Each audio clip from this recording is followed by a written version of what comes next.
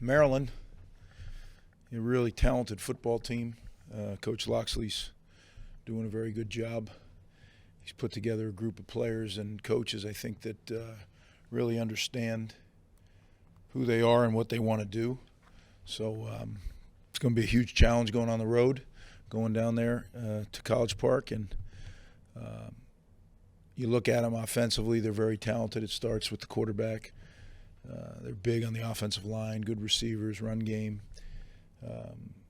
Defensively, they're very big on the front, and they mix it up, do some 3-down stuff, some 4-down looks. Linebackers, tough, can run. Secondary, corners are really, really good players. Safeties are physical guys. Special teams, they'll challenge you in just about every area. So it will be a big test, but one that we're excited about going down and tackling it. So I'll try to open up for anything I can help you with. I guess just when we look at their quarterback Tagovailoa on film, I mean, how do you feel like he compares to last year, and is there any area that you feel like he's really made considerable improvements in? Well, I thought he was good last year, so he's just a little bit better version of who he is. He gets a lot of attention for his mobility and his ability to create plays, but I think he's also a very good pocket passer and field general, runs their offense with a great deal of confidence. It doesn't look like there's anything that he's not comfortable with in what they're doing. So he and Coach Loxley have a long relationship, and I think he's at the stage in his career where things are clicking for him.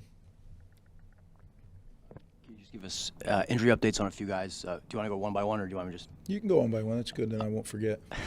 Ireland Brown. We're gonna have to wait and see. He's gonna give it everything he got to play in this game. So we'll see how it goes.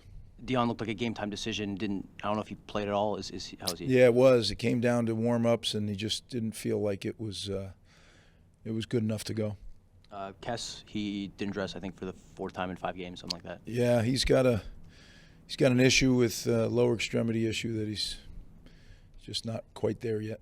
And 2 guys out for the year, Aaron Young, Rene Conga. Can you clarify it all? Yeah, Rene Conga got hurt in the Michigan State game, if you remember. And he's had surgery, and he's done for the year.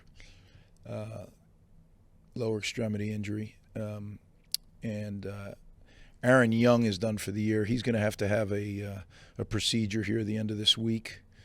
I don't think it's going to be a major one, but they got to go in there and just take care of something.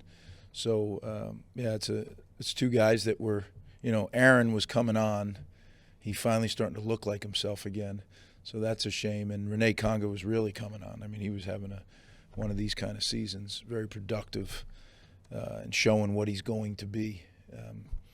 But just kind of push it down the road a little bit, and he'll heal, and he'll be well.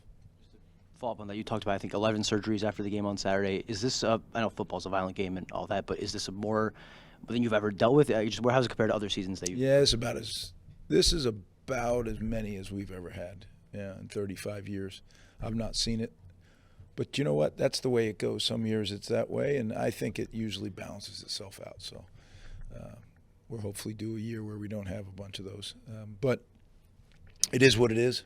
The guys that are playing are giving everything they got, and they're doing a heck of a job in their preparation. We're not quite there where we want to be. But as I told you guys Saturday after the game, we're a lot closer than maybe some people think. When you watch our game as a coach, there's some, I say this, and I'm not sure guys truly understand what I mean. When every game takes on a life of its own, we had plenty of opportunities in the first, I don't know what you'd say, 20 minutes of that game to have a substantial lead, not a lead, at home. We just didn't do it. So when we can do that, then we'll start winning those type of games. But until we do, it doesn't do me any good to stand up here and explain it away. It's our job to coach it, and it's our players' jobs to execute it. So we certainly both have to do that better. But I'm encouraged. I really am. I look at what's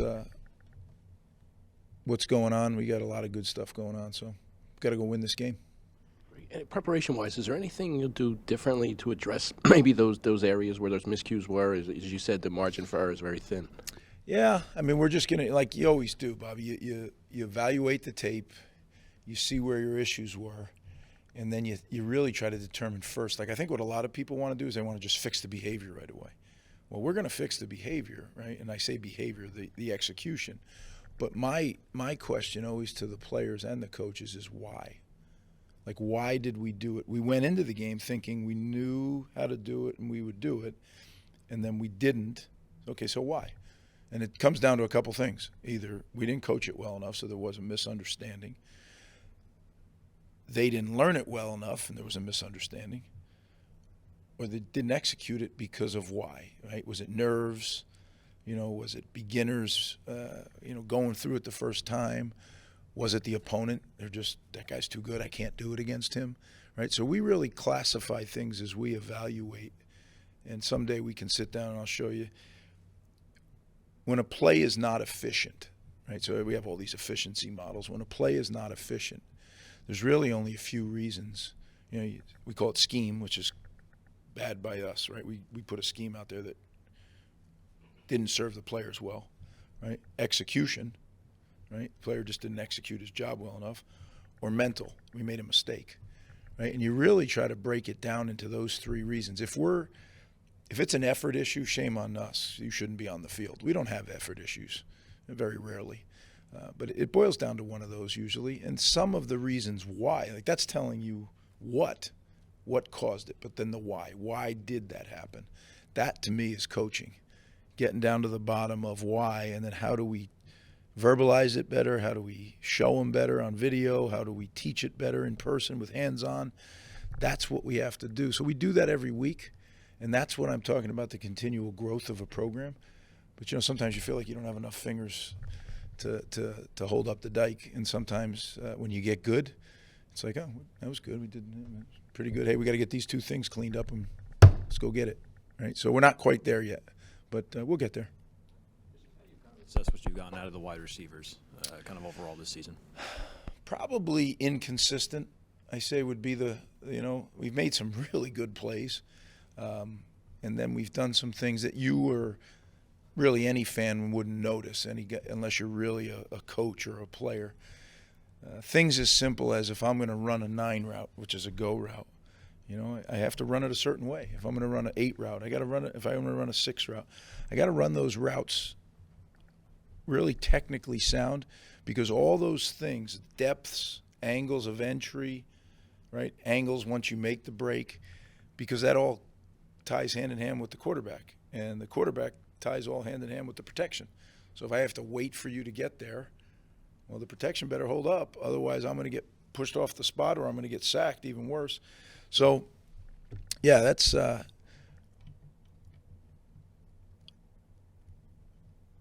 we need to be better this Saturday at that position group for sure.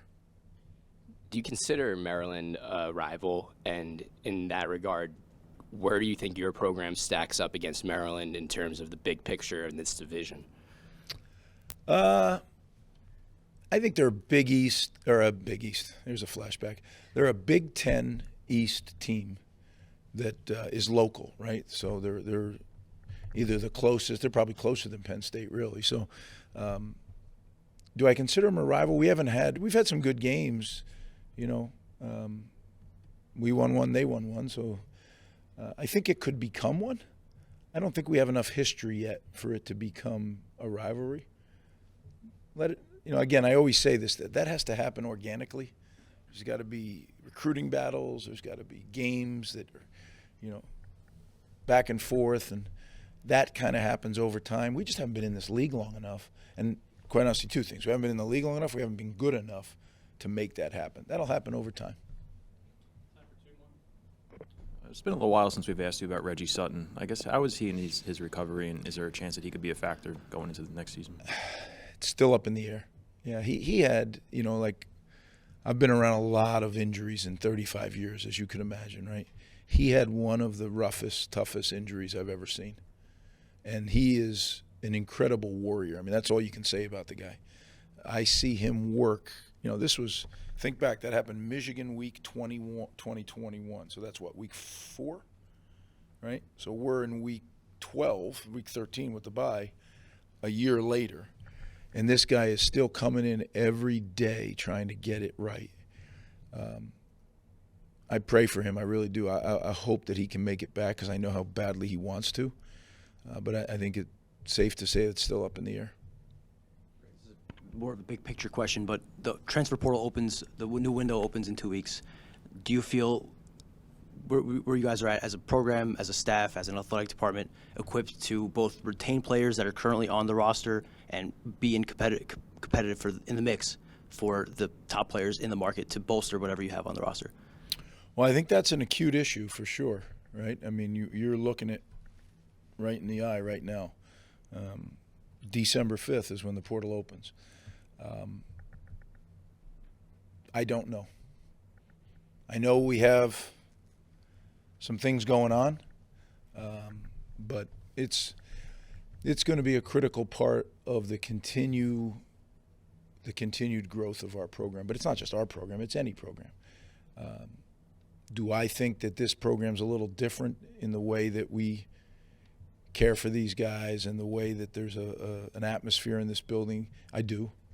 But I also think that if you have a young man who has an opportunity to make some substantial money, it's not easy to say no to. So I think we have to be able – I don't know if we have to match people dollar for dollar, which even sounds funny to say, right, at a college press conference. But it is what it is.